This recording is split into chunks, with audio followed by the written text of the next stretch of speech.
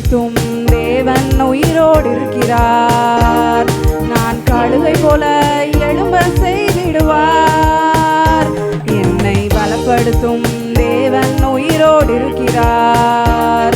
நான் கழுகை போல எழும்ப செய்திடுவார். என்னை எழும்பணும் ஆண்டவர் என்னோடு இருப்பதால் நான் எழும்புவேன் அவர் பலத்தால். என்னை எழும்பணும் ஆண்டவர் என்னோடு இருப்பதால் நான் எழும்புவேன் அவர் பலத்தால். என் வாழ்வை இடிக்கும் சத்துருவை காட்டிலும் என் வாழ்வை கட்டும் தேவன் பலமுள்ளவர். என் வாழ்வை இடிக்கும் சத்துருவை காட்டிலும் என் வாழ்வை கட்டும் தேவன் பலமுள்ளவர். சத்துரு இடிக்க எடுத்திட்ட காலத்திலும் வேகமாய் என்னை கட்டுவிப்பார். சத்துரு இடிக்க எடுத்திட்ட காலத்திலும் வேகமாய் என்னை கட்டுவிப்பார். என்னை எழும்பப்படும் ஆண்டவர் என்னோடு இருப்பதால் நான் எழும்புவேன் அவர் பலத்தால். என்னை எழும்பப்படும் ஆண்டவர் என்னோடு இருப்பதால் நான் எழும்புவேன் அவர் பலத்தால். என் பலன் ஒன்றும் இல்லை என்று நான் அறிவேன். அவர் பலன் என்றும் குறையவில்லை. என் பலன் ஒன்றும் இல்லை என்று நான் அறிவேன். அவர் பலன் என்றும் குறையவில்லை. பலத்தாலும் அல்ல பராக்கிரமம் அல்ல ஆவியினாலே என்னை எழும்பச் செய்வார். பலத்தாலும் அல்ல பராக்கிரமம் அல்ல ஆவியினாலே என்னை எழும்பச் செய்வார்.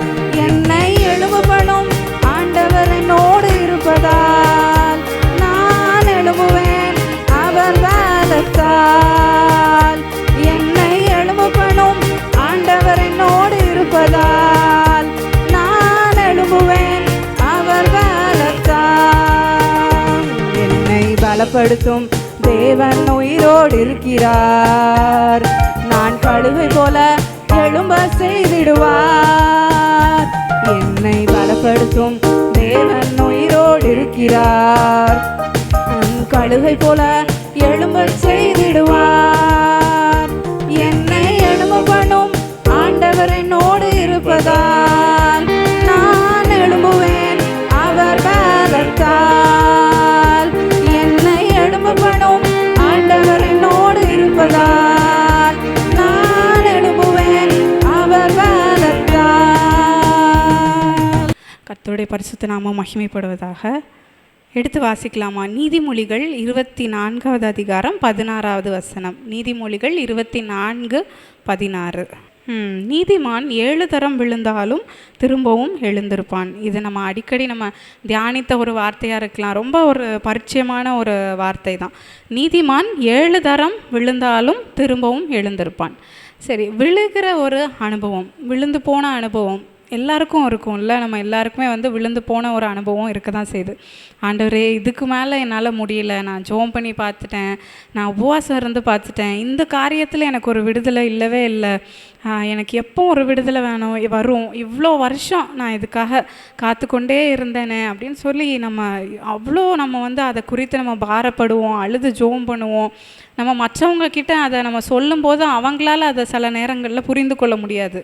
அவங்க சொல்லுவாங்க, இது என்ன, இது நீ நல்லா ஜெபம் பண்ணு, உபவாசம் இரு, ஆண்டவர் எல்லாத்தையும் மாற்றுவார் அப்படின்னு சொல்லி நமக்கு ஆறுதல் படுத்துவாங்களே தவிர, அந்த சூழ்நிலை அப்படிங்கிறது நம்ம கடந்து வரும்போது அது ரொம்ப ஒரு கடினமான பாதையாக இருக்கும். அந்த ஒரு விழுந்து போன அனுபவம் நம்ம எல்லாரோட வாழ்க்கையிலுமே இருக்கும். அப்படிப்பட்ட சூழ்நிலையில் தான் ஆண்டவர் சொல்கிறாரு, நீதிமான் 7 தரம் விழுந்தாலும் திரும்பவும் எழுந்திருப்பான் அப்படின்னு சொல்லி. 7 தரம் விழுந்தாலும் திரும்பவும் எழுந்திருப்பான். சரி, இப்போ இதில் நம்ம பார்த்தோன்னா விழுறது அப்படிங்கிற வார்த்தை, தமிழ் வார்த்தையை நம்ம எடுத்துக்கிட்டா, நம்ம வேணும்ன்ட்டு போய் விழுவோமா? வேணும்ன்ட்டு போய் விழுறது பேர் என்னது? குதிக்கிறது இல்லை. இது விழுறது அப்படின்னா தெரியாமல் தடுமாறி ஒரு இடத்துல விழுறது தான் வந்து விழுறது அப்படின்னு சொல்லி அந்த தமிழ் வார்த்தைக்கு அர்த்தம். நம்ம தெரிஞ்சே போய் வந்து விழுறது வந்து அது பேர் குதிக்கிறதுன்னு அர்த்தம். ஸோ அப்படி தெரியாமல் நம்ம அறியாமல் இருக்கும்போது நம்மளை வந்து தள்ள பார்க்குற ஒரு சூழ்நிலை வந்து நம்ம கடந்து வருவோம். இதில் வந்து நிறைய டைப்ஸ் ஆஃப் இது இருக்குது. இந்த நிறைய வகைகளாக வந்து நம்ம பிரிச்சுக்கலாம். சரி, அப்படி பார்க்கும்போது முதல் வகை எப்படி, இப்போ நான் வந்து ஆசைப்பட மாட்டேன் ஒரு விஷயத்தில், ஒரு கஷ்டத்தில் நம்ம போய் விழணும்னு சொல்லி நம்ம வந்து ஆசைப்படவே மாட்டோம். அப்போது முதலாவதாக எப்படி நம்ம வந்து இந்த மாதிரி ஒரு விழத்தள்ளப்பட்ட ஒரு சூழ்நிலை, விழுகின்ற சூழ்நிலையில் நம்ம வந்து எப்படி இருப்போம் அப்படின்னா, முதலாவது நம்ம பார்த்தோன்னா கர்த்தர் அனுமதிப்பார் சில நேரங்களில். அப்போது இதை வந்து எப்படி எடுத்துக்க, எனக்கு வந்து இது ரொம்ப கஷ்டமாக இருந்துச்சு. ஆண்டவரே ஏன் அனுமதிக்கிறீங்க, நான் இந்த ஒரு கஷ்டத்தில் போய் விழுறதுக்கு நீங்கள் ஏன் அனுமதிக்கிறீங்க, முதல்ல அதை தடுத்து நிறுத்திட வேண்டிதானே அப்படின்னு சொல்லிலாம் வந்து சில நேரங்களில் நான் வந்து யோசிச்சிருக்கேன். ஸோ அப்படி வந்து கொஞ்ச காலத்துக்கு ஆண்டவர் வந்து இந்த சூழ்நிலைகளை நம்ம வாழ்க்கையில் வந்து அனுமதிப்பார். எதுக்குன்னா அவரோட நாமத்தை மகிமைப்படுத்த, அவருக்கு சாட்சியாய் நம்ம வந்து நிற்பதற்காக. சரி, அதுக்கு முன்னாடி சில பேர் வந்து நீங்கள் நினைக்கலாம், நான் வந்து விழவே இல்லை, நான் நின்றுட்டு தான் இருக்கேன், நான் ஸ்ட்ராங்கு, நான் வந்து என்னை யாரும் விழத்தள்ள முடியாது அப்படின்னு சொல்லி. உங்களுக்கு ஒரு வசனம் இருக்குது, அதை ஃபஸ்ட்டு நம்ம வாசிச்சுட்டு அடுத்த பகுதிக்கு நம்ம போகலாமா? 1 கொரிந்தியர் 10:12. 1 கொரிந்தியர் 10:12 வாசிக்கலாமா? தன்னை நிற்கிறவன் என்று எண்ணுகிறவன் விழாதபடிக்கு எச்சரிக்கையாக இருக்க கடவன். இதை பார்த்தோன்னே எனக்கு ரொம்ப இதுவாக இருந்துச்சு. நம்ம நினச்சிட்டு இருப்போம் நம்ம ஸ்ட்ராங்கு, நம்ம ஸ்டெடி அப்படின்னு சொல்லி நம்ம நினைப்போம், நான் வந்து விழவே இல்லை அப்படின்னு சொல்லி. ஆனால் தன்னை நிற்கிறேன் என்று எண்ணுகிறவன் விழாதபடிக்கு எச்சரிக்கையாக இருக்க கடவன். எப்பா இனிமே விழுந்துராதப்பா அப்படின்னு சொல்லி வேதாகமம் நமக்கு கற்றுக் கொடுக்கிறது. சரி, இப்போ நம்ம வந்து நம்மளோட வாழ்க்கை என்னும் அந்த ஓட்டத்தில் நம்ம ஓடிக்கொண்டிருக்கிறோம். நம்ம அந்த பாடலாக படித்தோம், பந்தய பொருளுக்காக நம்ம லக்கை நோக்கி ஓடிக்கொண்டிருக்கிறோம் அப்படின்னு சொல்லி. சில நேரங்களில் திடீர்னு வந்து நம்ம ஒரு ரன்னிங் ரேஸே எடுத்துப்போமே, ஒரு சின்ன ஒரு மனுஷன், அதில் ஓடுகிற ஒரு மனுஷன் தடுக்கி விழுந்துட்டா அவன் ஓடும்போது தெரியும், ஆனால் விழுந்ததுக்கப்புறம் தான் யோசிப்பான், எங்கே நான் விழுந்தேன், எப்போ நம்ம விழுந்தோம் அப்படின்னு சொல்லி ஒரு செகண்ட் அவன் வந்து யோசிச்சு பார்ப்பான். அது மாதிரி தான் நம்ம வந்து நமக்கே தெரியாமல் அந்த சூழ்நிலைகளுக்குள்ளாக நம்ம கடந்து வந்துடுறோம். அதுக்கப்புறம் திரும்பி பார்த்தோம், எப்போ நம்ம விழுந்தோம், எப்போ நம்ம வாழ்க்கையில் நம்ம விழுந்து போனோம், திடீர்னு இப்படி சூழ்நிலைகள் மாறி போச்சு அப்படின்னு சொல்லி நம்ம நினைக்கிறோம். சரி, அப்படி நம்ம முதலாவது பார்த்தோன்னா கர்த்தர் அனுமதிக்கிற ஒரு விழுந்து போன சூழ்நிலை. இது யாருக்கு வந்துச்சு? எல்லாருக்கும் நமக்கு தெரியும். யோபு 1:20 வாசிக்கலாமா? யோபு 1:20. அப்பொழுது யோபு எழுந்திருந்து சால்வையை கிழித்து தரையை சிரைத்து தரையில் விழுந்து பணிந்து. அவனுக்கு ஒரு பெரிய கஷ்டம் வந்துச்சு. என்ன அப்படின்னா, எல்லாவற்றையும் அவன் ஒரே நாளில் இழந்து போனான். கழுதையை இழந்து போனான், ஆட்டு குட்டிகளை இழந்து போனான், ஒட்டகங்களை இழந்து போனான். அது எல்லாவற்றை காட்டிலும் அவனோட பிள்ளைகளை அவன் இழந்து போனான். இருக்கையிலே ஒரு மனுஷனுக்கு வந்து இருக்கையிலே பெரிய கஷ்டம் என்ன தெரியுமா? தான் உயிரோடு இருக்கும்போது தன்னுடைய பிள்ளைகளே சாக கொடுப்பது அப்படிங்கிறது ரொம்ப ரொம்ப ஒரு கடினமான ஒரு காரியம். அந்த ஒரு கஷ்டத்தையே வந்து இந்த யோபு வந்து பார்த்துட்டான். பார்த்தோன்னே அவன் என்ன பண்ணான், தரையில் விழுந்து பணிந்து அவன் அப்படியே தரையாக போயிட்டான். இதுக்கு மேலே என்ன ஆண்டவரே, எனக்கு ஒன்றும் இல்லை அப்படின்னு சொல்லி ஒரு விழுந்து போகிற ஒரு சூழ்நிலை யோபுவுக்கு வந்தது. அப்போ கூட பாருங்களேன், இந்த சாத்தான் வந்து போய் பர்மிஷன் கேட்குறான், நீங்கள் வந்து அதெல்லாம் தொடுங்க, அப்போ வந்து யோபு உம்மை மறுதளிப்பான் அப்படின்னு சொல்லி. அப்போ தான் இந்த காரியங்கள் எல்லாம் நடக்குது. அப்போ கூட அந்த பிசாசு விடலை, திரும்பியும் போய் பர்மிஷன் கேட்டு நீங்கள் அவனோட சரீரத்தை தொடணும், அப்போ வந்து அவன் எப்படி இருக்கான்னு பார்ப்போம் அப்படின்னோடனே ஆண்டவர் அதுக்கும் அனுமதியே கொடுத்துட்றார். அப்புறம் வாசிக்கலாமா? யோபு 2:7-8 வாசிக்கலாமா? யோபு 2:7-8. அவன் ஒரு ஓட்டை எடுத்து தன்னை சுரண்டி கொண்டு சாம்பலில் உட்கார்ந்தான் அப்படின்னு சொல்லி வாசிக்கலாம்.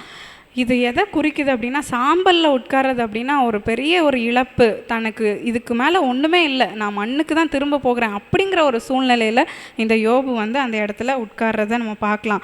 யோபுவோட வாழ்க்கையில் ஆண்டவரே அனுமதிச்சிட்டாரு, இது எல்லாம் நடக்கிறதுக்கு ஆண்டவரே அனுமதிச்சார். நான் அதுதான், ஆண்டவரே ஏன் ஆண்டவரே, அவன் பிள்ளைகளை மட்டும் நீங்கள் வந்து தப்பு வச்சிருக்கலாம், அவனோட சரீரத்தை கூட அவன் வந்து இது பண்ணிடுவான், அவன் பிள்ளையை மட்டும் நீங்கள் வந்து கொடுத்துருக்கலாமே ஆண்டவரே அப்படின்னு சொல்லி நான் நினச்சேன். ஆனால் ஆண்டவர் சொன்னார், நான் திரும்ப எல்லாத்தையும் ரெட்டிப்பாய் கொடுக்குற தேவன் இல்லை, ஆண்டவர் எல்லாவற்றையும் திரும்ப அவனுக்கு வர பண்ணினார். ஆனால் அந்த சூழ்நிலையை ஆண்டவர் அனுமதித்தார். சில நேரங்களில் நமக்கும் ஆண்டவர் இப்படிப்பட்ட கஷ்டமான சூழ்நிலையை ஆண்டவர் அனுமதிப்பார்.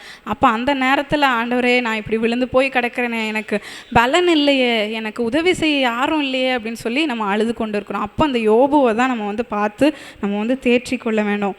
ஒரு ராஜாவுக்கு வந்து நிறைய படை யுத்தங்கள் நடைபெற்று கொண்டே இருக்கும். ராஜாவுக்கு வந்து எப்போவுமே நிறைய போர் வந்துக்கிட்டே இருக்கும். அப்போ வந்து இருக்கையில் கஷ்டமான எதிரிகள், கஷ்டமான ஒரு நாட்டு ராஜா வந்து போர் தொடுத்து வரும்போது இவன் என்ன தெரியுமா பண்ணுவான், தன்னிடத்தில் இருக்கிற பலசாலியான அந்த போர் சேவகர்களை அந்த யுத்தத்தில் தான் நிப்பாட்டுவான். இல்லை, ஏன்னா இது வந்து பெரிய எதிரி, அதனால் பலசாலிகள் தான் முன்னால் நிற்கணும் அப்படின்னு சொல்லி. அது மாதிரி தான் வந்து ஒரு கோட் உண்டு, God gives the hardest battle to his strongest soldiers அப்படின்னு சொல்லி. அவரோட கடினமான யுத்தங்கள் வந்து பலசாலியான போர் சேவகர்களுக்கு ஆண்டவர் கொடுப்பார் அப்படின்னு சொல்லி. அதனால தான் வந்து நம்ம வந்து ரொம்ப ஆண்டவருக்குள்ளே நம்ம அன்பாக இருக்கும்போது, ஆண்டவரோடு நம்ம இருக்கும்போது இந்த மாதிரி கடினமான யுத்தங்கள் நமக்கு தான் வரும். அப்போ அந்த நேரத்தில் ஆண்டவரே இதுக்கு நன்றி, என்ன நீங்கள் நம்பி இந்த ஒரு கடினமான ஒரு பாதை எனக்கு நீங்கள் கொடுத்துருக்கீங்க இருப்பாங்க. ஸோ அப்படி வந்து ஒவ்வொருவருக்கும் நம்மளால் என்ன தாங்க முடியுதோ அவ்வளோ காரியங்களை வந்து ஆண்டவர் சில நேரத்தில் அனுமதிப்பார். ஆனால் வந்து அப்படியே அவர் விட்டு விடுகிற தேவன் இல்லவே இல்லை. நம்மை திரும்ப எழும்ப பண்ணுவார். நம்முடைய வாழ்க்கையை அவர் திரும்ப கட்டுகிற தேவனாக இருக்கிறார் அப்படின்னு சொல்லி நம்ம பார்க்கலாம். நிறைய நேரத்தில் நான் வந்து ஆண்டவர் பார்த்து கேட்பேன், எனக்கு இந்த கஷ்டம் இருக்குது, இந்த கஷ்டம் இருக்குது, ஒன்று நாள் லிஸ்ட் பண்ணிவிட்டு இதெல்லாம் இவங்களுக்கு இருக்கா பாருங்கள், இவங்க மட்டும் எவ்வளோ சந்தோஷமாக இருக்காங்க, இது எதுவுமே அவங்களுக்கு இல்லை ஆண்டவர் அப்படின்னு சொல்லி வந்து நான் கேட்டேன். அப்போ ஆண்டவர் வந்து ரொம்ப நாள் பார்த்துட்டே இருந்தார் என்னோடய புலம்பலெல்லாம். சரி புலம்புறியா, புலம்பிட்டே இரு அப்படின்னு சொல்லி. அப்புறம் ஒரு நாளில் ஒரு வசனத்தை கொடுத்தார், அது வாசிக்கலாமா? ரோமர் 9ஆவது அதிகாரம் 20-23 வரைக்கும் வாசிக்கலாமா? ரோமர் 9:20-23 வரைக்கும். நான் பொறுமையாக இருக்கேன், மகிமைக்கு எத்தனமாக உண்டாக்கப்பட்ட அந்த கிருபா பாத்திரங்கள் மேலே நான் வந்து பொறுமையாக இருந்தால் உனக்கு என்ன அப்படின்னு சொல்லி ஆண்டவர் என்னை பார்த்து கேட்டார். அப்புறம் தான் ஐயோ ஆண்டவரை என்னை மன்னிச்சிருங்க, ஏன்னா ஒவ்வொருவருக்கும் ஆண்டவரோட கிருபை வித்தியாசமானது. எனக்கு ஆண்டவர் கொடுத்துருக்கிற கிருபை வித்தியாசமானது. ஒவ்வொருவருக்கும் ஆண்டவர் வேறு வேறு விதமான கிருபைகளை ஆண்டவர் கொடுத்துருக்கிறார். அப்போ நான் வந்து கேள்வி கேட்க முடியாது, ஆண்டவரே இவங்கெல்லாம் நல்லா இருக்காங்கல்ல, ஏன் எனக்கு இந்த கஷ்டம் அப்படின்னு சொல்லி நம்ம கேட்க முடியாது. ஆனாலும் வந்து ஆண்டவரோட பாதை, அவரோட வழிகள் ஆச்சரியமானவைகள். அது வந்து நம்ம யோசிக்கவே முடியாது.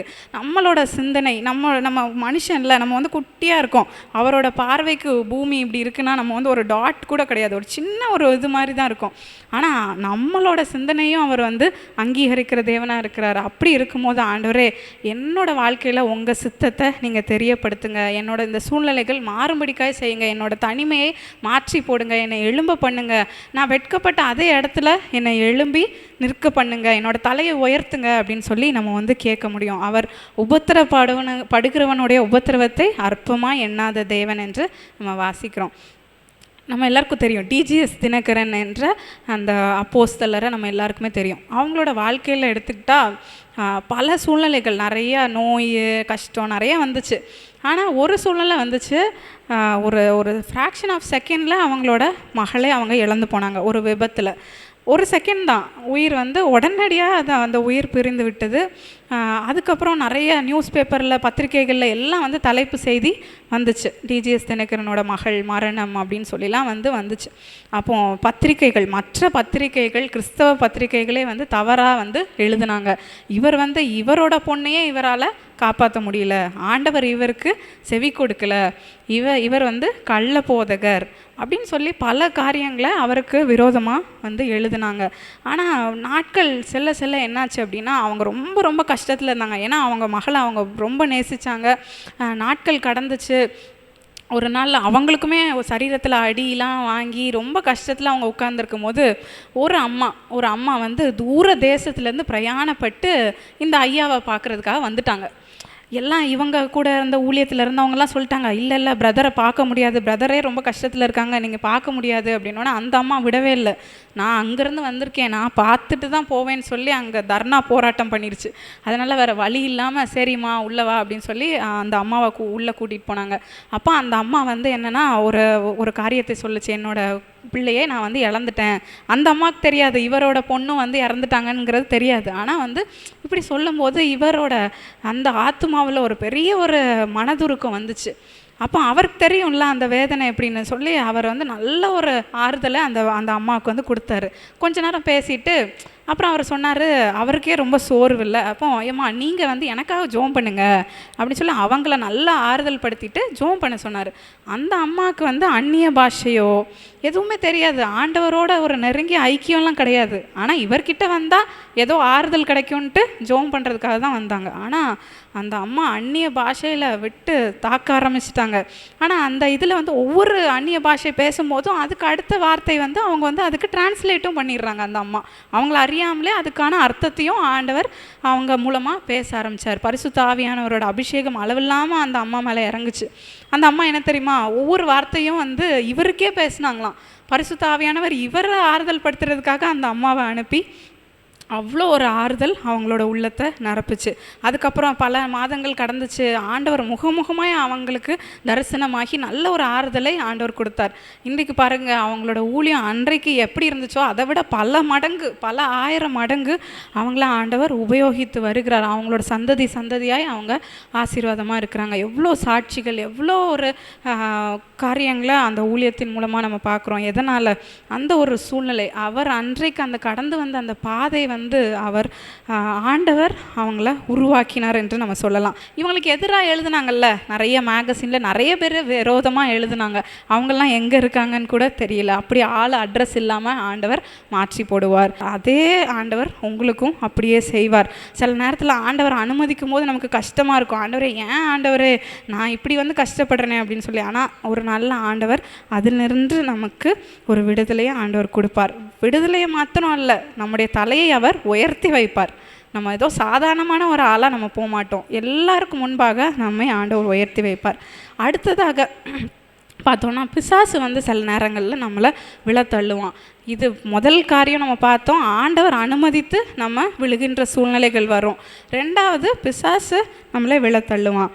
மீகா 7:8 வாசிக்கலாமா? மீகா 7:8. என் சத்துருவே எனக்கு விரோதமாய் சந்தோஷப்படாதே, நான் விழுந்தாலும் எழுந்திருப்பேன். நான் இருளிலே உட்கார்ந்தால் கர்த்தர் எனக்கு வெளிச்சமாயிருப்பார். நான் விழுந்தாலும் எழுந்திருப்பேன் அப்படின்னு சொல்லி வாசிக்கலாம். இந்த மாதிரி சில நேரத்தில் பிசாசு நமக்கு ஏதாவது ஒரு சூழ்நிலை கொடுத்தா கூட இந்த வசனத்தை சொல்லிட்டே இருக்கணும், எனக்கு விரோதமாய் சந்தோஷப்படாதே, நான் விழுந்தாலும் திரும்பவும் நான் எழுந்திருப்பேன் அப்படின்னு சொல்லி. பிசாசு வந்து சில நேரத்தில் நம்மளை வந்து ரொம்ப கிண்டல் பண்ணும். நீ இப்படி தானே, கடைசியில் நீ இப்படி தானே ஜபோன்னு போன, ஆண்டவரை நோக்கி பார்த்த, உனக்கு என்ன கிடச்சிது அப்படின்னு சொல்லி பிசாசு வந்து நம்மளுடைய காதுகளில் சொல்லிக்கொண்டே இருப்பான். ஆனால் அந்த நேரத்தில் எனக்கு விரோதமாய் நீ சந்தோஷப்படாதே, கர்த்தர் எனக்கு வெளிச்சமாக இருக்கிறார், நான் விழுந்தாலும் எழுந்திருப்பேன் அப்படின்னு சொல்லி நம்ம வந்து சொல்லலாம். இன்னொன்று வந்து இந்த பிசாசிட்ட வந்து ஒரு விஷயம், அவனுக்கு வந்து வல்லமையே கிடையாது. அவன் வந்து 0. எப்படி அப்படின்னா, இவன் வந்து நம்மளை தள்ளதுக்கு அவனால் முடியாது. நம்மளை வந்து டெம்ப்ட் பண்ணலாம், நம்மளை வந்து சோதனைக்குள்ளாக அவன் வழி நடத்தி நம்மளே வந்து இது பண்ணுற மாதிரி அந்த ஆப்ஷன் வந்து கண்டிப்பாக பிசாசு வந்து நம்மக்கிட்ட கொடுப்பான். அவனால் நம்மளை வந்து நெருங்கவோ நம்மளை தள்ளி விடுறதுக்கோ அவனுக்கு அதிகாரம் இல்லவே இல்லை அப்படிங்கிறத நம்ம புரிஞ்சுக்கணும். ஆதியாகமம் 3வது அதிகாரம் முதல் வசனம் வாசிக்கலாமா? ஆதியாகமம் 3:1 என்று கேட்டது. சர்ப்பமானது தந்திரமுள்ளதாக இருந்தது. அது ஏவாளை பார்த்து என்ன கேட்குது? சகல விருட்சங்களின் கனியையும் புசிக்க வேண்டாம் என்று சொன்னது உண்டோ அப்படின்னு சொல்லி அது ஒரு வார்த்தை கேட்குது. சமீப காலமாக ஒரு மீம்ஸ் வந்து ரொம்ப ஃபேமஸ். அது ஒரு அழகாக அது போட்டிருப்பாங்க. அதாவது ஆதாமும் ஏவாளும் சைனாக்காரங்களாக இருந்தால் என்ன ஆகும், என்ன ஆயிருந்திருக்கும் அப்படின்னு சொல்லி ஒரு கற்பனையாக சொல்லுவாங்க. என்ன ஆயிருந்திருக்கும்? அந்த சர்ப்பத்தையே பிடிச்சி கறி வச்சு சாப்பிட்ருப்பாங்க. இப்படி ஒரு பெரிய இதுக்குள்ளே அவங்க சிக்கியிருக்க மாட்டாங்க அப்படின்னு சொல்லி இதை ஒரு கிண்டலாக, ஒரு கேலியான ஒரு சித்திரமாக அது இருக்கும். அப்போ அப்படி வந்து நம்ம பார்த்தோம் அப்படின்னா, இது ஒரு வார்த்தையே இது கேட்குது. இந்த சர்ப்பம் சகல விருட்சங்களின் கனியையும் புசிக்க வேண்டாம் என்று சொன்னது உண்டோ அப்படின்னு கேட்குது. எல்லா பழத்தையும் சாப்பிட வேண்டாம்னு சொல்லியிருக்காங்களோ அப்படின்னு. அப்போ இந்த ஏவாள் என்ன சொல்லியிருக்கணும்? இல்லையே, ஆப்பிள் சாப்பிட்லாம், மாம்பழம் சாப்பிட்லாம், மாதுளை சாப்பிட்லாம், கிரேப்ஸ் சாப்பிட்லாம் அப்படின்னு ஆன்சர் பண்ணியிருக்கலாம்ல. ஆனால் இவன் என்ன சொல்கிறா பாருங்களேன். இல்லை, அப்படிலாம் சொல்லலை, இதை மட்டும் சாப்பிடக்கூடாது. அதாவது ஒரு அடிஷ்னல் இன்ஃபர்மேஷனை வந்து அவளே வந்து கொடுத்துட்டா. கேள்வியே கேட்காத இடத்துல நம்மளும் சில நேரத்தில் போய் பதில் சொல்லிக்கிட்டு இருப்போம் இல்லை. யாராவது நம்மளை பார்த்து கேள்வி கேட்டால் அந்த கேள்விக்கு மட்டும் பதில் சொல்லிட்டு நம்ம வந்துகிட்டே இருக்கணும். ஆனால் நிறைய நேரங்களில் நம்ம இனம் கண்டு கொள்ள முடியாமல், மனுஷர்களை நம்ம இனம் கண்டு கொள்ள முடியாமல் நிறைய நேரத்தில் நம்மளே வந்து காரியங்களை நம்ம சொல்கிறோம். அப்படி இல்லாமல் இந்த ஏவாள் பாருங்களேன், அடிஷ்னலாக இவளே வந்து சொல்லிட்டு இருந்தா. நான் அதான் யோசிச்சு பார்த்தேன், எல்லாத்தையும் சாப்பிடக்கூடாதுன்னு சொல்லியிருக்காங்களா அப்படின்னு கேட்கும்போது, நீ பார்க்கல, இப்போ தான் இந்த பழம் சாப்பிட்டேன் அப்படின்னு வந்து ஒரு ரிப்ளை வந்து அவள் சொல்லியிருக்கலாம். அப்போ இந்த பிசாசானவனுக்கு ஆப்ஷன் கொடுக்க தான் முடியும். ஆப்ஷன், அதாவது இப்படி சொல்லியிருக்காங்களோ இப்படி பண்ணியிருக்காங்களோ அப்படின்னோடனே இவள் வந்து இப்படி அப்படின்னு எக்ஸ்பிளைன் பண்ணி அப்புறம் அவள் பார்க்குறா அந்த கனி வந்து பார்வைக்கு ஏற்றது, இன்பமாக இருக்குது, இச்சிக்கத்தக்க விருட்சமாக இருக்குது, அந்த பழம் அப்படி இருக்குன்னொன்னே இவா வந்து ஒரு டெசிஷன் எடுக்கிறத நம்ம பார்க்கலாம். அப்போது பிசாசால் வந்து நம்மளை நேரடியாக நம்மளை வந்து விழத்தள்ள முடியாது. ஆனால் அவனோட தந்திரங்கள் மூலமாக, அவன் சொல்லுகிற வார்த்தையின் மூலமாக நம்மளே வந்து அதுக்கு ஒரு ஒரு இதுவாக நம்ம வந்து மாறக்கூடாது. ஸோ அதுதான் நம்ம பார்க்கலாம். இதே மாதிரி இன்னொரு சம்பவம் என்ன இருக்குது, மத்தேயு 4வது அதிகாரம் 6-7 வாசித்தா, இயேசுவானவருக்கும் இந்த ஆப்ஷனை பிசாசு வந்து கொடுத்தான். இயேசு கிறிஸ்துவுக்கே ஆப்ஷன் கொடுக்கப்பட்டது. மத்தேயு 4:6 வாசிக்கலாமா?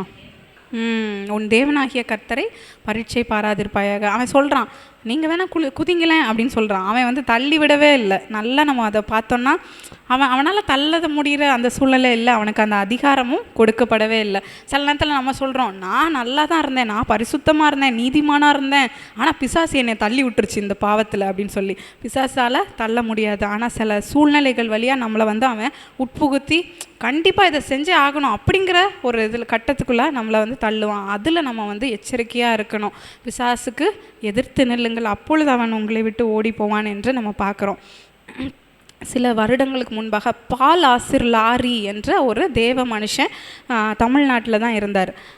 வல்லமையாக ஆண்டவருக்கு என்று ஊழியம் செய்த அந்த மனுஷன் பால் ஆசிர் லாரி அவ்வளோ, அதாவது ஒரு ரூம் ஃபுல்லாக அவருக்கு கடிதங்கள் வருமா, ஜபக்குறிப்பு. அவ்வளோ வந்து ஆண்டவருக்காக இந்த தேசத்தை அசைத்தவர். அப்படி அவருக்கு லெட்டர் போட்டவரில் ஒருத்தர் தான் டிஜிஎஸ் தினகரன் அப்படின்னா பார்த்துக்கோங்க.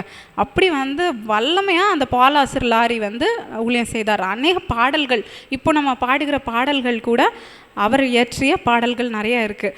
நீங்கள் போய் அவரை குறித்து நீங்கள் தேடி பார்க்கலாம்.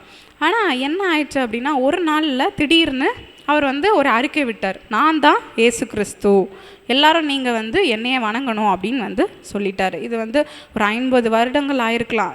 அது பயங்கரமாக அது ஒரு பெரிய பிரச்சனை, சர்ச்சை கொண்டு வந்துச்சு. அப்புறம் அவர் இறந்தும் போயிட்டார்.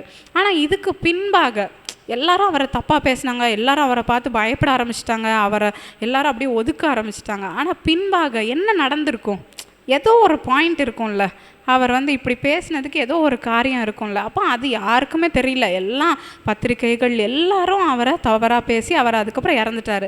ஆனால் வருஷங்கள் உருண்டோடியது. ஒரு நாளில் அவரோட குடும்பத்தை சேர்ந்த ஒரு உறுப்பினரை பார்க்க நேரிடும்போது அவங்க சொன்னாங்க, கூட உடன் பிறந்த சகோதரி அவங்க சொன்னாங்க, எங்கள் அண்ணன் எங்கேயுமே வந்து எதையுமே சாப்பிட மாட்டான், எந்த வீட்டுக்கு போனாலும் எதையுமே சாப்பிட மாட்டான். ஆனால் ஒரு குறிப்பிட்ட ஒரு வீட்டிற்கு போகும்போது அந்த ஒரு பெண் வந்து ஒரு ஜூஸை கொடுத்து கண்டிப்பாக இதை குடிச்சே ஆகணும் பிரதர் அப்படின்னு சொன்னாங்க. அப்போ கூட எங்கள் அண்ணன் வேண்டான்னு தான் சொன்னான். ஆனால் அதுக்கு பின்பாக அவனோட வாழ்க்கை, அவனோட வார்த்தைகள் மாற ஆரம்பிச்சது அப்படின்னு சொன்னாங்க. அப்போ பாருங்கள், பிசாசானவன் எப்படியாகிலும் ஒரு வழியில் நமக்கு இந்த மாதிரி விழுந்து போகிற ஒரு சூழ்நிலையை கொண்டு வந்திருக்கிறான். அதெல்லாம் நம்ம வந்து யோசித்து, ஆண்டவரே எங்களை இந்த மாதிரி சூழ்நிலைக்குள்ளாக நாங்கள் வராத படிக்க எங்களை தப்புவித்து கொள்ளுங்கன்னு சொல்லி நம்ம எச்சரிக்கையாக இருக்கணும். அதுக்காக ஜெபம் பண்ணணும். அதுக்கு தான் வசனம் சொல்லுது, விழித்திருந்து ஜெபம் பண்ணுங்கள், விழித்திருந்து ஜெபம் பண்ணுங்கள். நமக்கு தூக்கமாக வருது, எப்படி ஆண்டவரே நான் எப்படி இதை மேற்கொள்ளுவேன் அப்படின்னா, நம்ம எப்போவுமே எச்சரிக்கையாக இருந்து பிசாசு நம்மை வஞ்சிக்காத படிக்கு நம்ம ரொம்ப ரொம்ப கவனமாக இருக்கணும். கர்த்தருடைய சித்தத்தின்படி நம்ம வந்து சித்தத்துக்கு தான் ஒப்பு கொடுத்து எல்லா காரியத்தையும் செஞ்சுருப்போம். ஆனால் எங்கேயோ ஒரு சின்ன ஒரு மாறுதல் இருக்கும், எங்கேயோ நம்ம விழுந்து போய்கொண்டே இருப்போம். கொஞ்சம் கொஞ்சமாக வந்து பிசாசு நம்முடைய வாழ்க்கையை மாற்றி கொண்டு இருப்பான். அதில் நம்ம ரொம்ப ரொம்ப எச்சரிக்கையாக இருக்கணும். கேத்ரின் குல்மன் என்ற ஒரு பயங்கர ஒரு வல்லமையாக உபயோகப்படுத்தப்பட்ட ஒரு தீர்க்கதரிசி, அவங்க எல்லாருக்கும் தெரிஞ்சிருக்கும். அநேக அற்புதங்களை செய்தவங்க, வெளிநாட்டில் அவங்க பயங்கரமாக ஊழியம் செஞ்சாங்க. அந்த கேத்ரின் குல்மன் வந்து என்ன பண்ணாங்க அப்படின்னா, கல்யாணம் ஆகாமல் இருந்தாங்க. ஒரு நாளில் அவங்க வந்து இன்னொரு ஒரு பாஸ்டரை இன்வைட் பண்ணாங்க. எங்கள் கூட்டத்துக்கு வந்து நீங்கள் செய்தி கொடுங்க அப்படின்னு சொல்லி இன்னொருத்தரை வால்ட்ரிப் அப்படின்னு ஒருத்தரை இன்வைட் பண்ணாங்க. அவர் வந்தார், இந்த கூடுகைக்கு அவர் வந்தார். வந்ததுக்கப்புறம் என்னாச்சு, இவங்க 2 பேரும் ரொம்ப ஃப்ரெண்டாக மாற ஆரம்பித்தாங்க. அந்த ஃப்ரெண்ட்ஷிப் வந்து அவங்கள எப்படி மாற்றுச்சு அப்படின்னா, அவங்கள திருமணத்துக்கு நேராக அது நடத்தி சென்றுச்சு. அப்போ வந்து அவங்க 2 பேரும் கல்யாணம் பண்ணிக்கிட்டாங்க. அந்த மனுஷன் ஏற்கனவே திருமணமான ஒரு மனுஷன். ஆனாலும் வந்து ஆண்டவருக்காக நம்ம ஊழியம் தானே செய்கிறோம், 2 பேரும் ஊழியத்தில் தானே இருக்கோம் அப்படின்னு சொல்லி அவங்க நினச்சாங்க. ஆனால் அதுக்கப்புறம் ஒரு 4 வருடங்கள் அவங்க பயங்கரமாக கஷ்டப்பட்டாங்க. அவங்களோட திருமண வாழ்க்கையில் அவங்க பயங்கர ஒரு வீழ்ச்சியை சந்தித்தாங்க. ஊழியத்தில் ஒரு வீழ்ச்சியை பார்த்தாங்க. அப்புறம் தான் அவங்க யோசித்தாங்க, இல்லை நான் போய் கொண்டிருக்கிற அந்த பாதை சரியில்லை, நான் விழுந்து போய் கொண்டிருக்கிறேன், என்னோடய அபிஷேகம் விழுந்து போயிட்டுருக்கு அப்படின்னு சொல்லி அதுக்கப்புறம் அப்படியே எல்லாவற்றையும் விட்டு அவங்க மனம் திரும்ப அவங்களோட வாழ்க்கையை அவங்க பார்க்க ஆரம்பித்தாங்க. ஆனால் நடந்தது என்ன தெரியுமா, நான் கூட நினச்சேன், ஆண்டவரே அவங்கள அப்படியே நீங்கள் அனுப்பியிருக்க வேண்டியதானே அப்படின்னு சொல்லி. ஆனால் ஆண்டவர் வந்து அவ்வளோ கிருபை உள்ள தேவன். என்ன நம்ம தப்பு செஞ்சுட்டு திரும்ப வந்தால் கூட ஆண்டவர் வந்து ஏற்றுக்கிறாரு. அப்படி வந்து இந்த கேத்ரின் குல்மேனும் என்ன பண்ணிட்டாங்கன்னா, எல்லா தப்பு செஞ்சுட்டு வந்து ஆண்டவரோட பாதத்தில் வந்து விழுந்துட்டாங்க. ஆண்டவரே எனக்கு நீங்கள் என்னோடய வாழ்க்கையை கட்டுங்க, எனக்கு எப்படியாவது அந்த இழந்து போன அபிஷேகத்தை கொடுங்கன்ட்டு அவங்க நின்னாங்க. அது மாதிரி வல்லமையாக ஆண்டவர் அவங்கள பயன்படுத்தினார். அவங்களோட கடைசி காலத்தில் அப்படி அவங்கள மாதிரி ஊழியம் செய்ய முடியாது. குருடரின் கண்கள் திறக்கப்பட்டது. இதெல்லாம் வந்து எப்போவோ கிடையாது, 1970s அந்த ஸ்டேஜில் தான் வந்து இதெல்லாம் வந்து நடந்துச்சு. அவங்களோட கூட்டத்தில் இருந்த ஒரு நபர் தான் பென்னி ஹின் நம்ம எல்லாருக்கும் தெரியும்ல. அந்த பென்னி ஹின் வந்து கேத்ரின் குல்மேனோட கூட்டத்தில் இருந்த ஒரு நபர் தான். ஸோ அப்படி வந்து ஆண்டவர் வந்து விழுந்து போன வாழ்க்கை, விழுந்து போன காரியங்கள் எல்லாவற்றிலிருந்து ஆண்டவர் நம்மை கட்டுகிற தேவனாக இருக்கிறார். வியாதியாக இருக்கலாம், மரணமாக இருக்கலாம், கவலை, கண்ணீர், தனிமையின் பாதைகள், இந்த மாதிரி சூழ்நிலைகள் எதுவாக இருந்தாலும் நம்ம விழுந்து போய் அழுது கொண்டு இருக்கலாம். தினம் ஆண்டவரே நான் அழுதுகிட்டே இருக்கேனே, எப்போ தான் எனக்கு ஒரு விடுதலை கிடக்கும் அப்படின்னு சொல்லி நம்ம நினைக்கலாம். ஆனால் ஆண்டவர் இன்னைக்கு சொல்லுகிறார், இந்த விழுந்து போன காரியங்கள் எதுவாக இருந்தாலும் 7 தரம் நம்ம விழுந்தா கூட திரும்பவும் நம்ம எழும்ப போகிறோம். அதுதான் ஆண்டவர் இன்னைக்கு நமக்கு கொடுக்குற வாக்குத்தத்தம். 3வதாக நம்ம பார்த்து சீக்கிரமாக நம்ம முடிச்சிடலாமா, மனுஷர்கள் நம்மை விழத்தள்ளுவார்கள். முதலாவதாக ஆண்டவர் நமக்கு அனுமதித்து நமக்கு காரியங்கள் நடைபெறலாம். சில நேரத்தில் பிசாசு நம்மை விழத்தள்ள சோதனைகளை கொடுப்பான். 3வது மனுஷர்கள் நம்மை விழத்தள்ளுவார்கள். மனுஷரோட வார்த்தை வந்து ரொம்ப ஒரு பயங்கரமான ஒரு காரியமாக இருக்கும். நம்ம எப்போ நம்மளை வந்து விழத்தள்ளலாம் அப்படின்னு சொல்லி தான் வந்து மனுஷங்க வந்து யோசிச்சு கொண்டிருப்பாங்க. இது வந்து ஒரு அழகான ஒரு சம்பவம் வந்து வேதாகமத்தில் இருக்குது. நீங்கள் அப்புறமா வீட்டில் போய் இதை வாசிச்சு பாருங்கள். 1 ராஜாக்கள் 13வது அதிகாரம், 1 ராஜாக்கள் 13வது அதிகாரத்தில் ரொம்ப ஒரு இன்ட்ரெஸ்டிங்கான ஒரு சம்பவம் இருக்குது. ஒரு ராஜாவாகிய யெரொபெயாம் அப்படின்னு சொல்லி ஒரு ராஜா இருப்பார். அந்த ராஜாவுக்கு எதிராக ஒரு தீர்க்கதரிசி, தேவனுடைய மனுஷன் வந்து தீர்க்க தரிசனம் உரைப்பான்.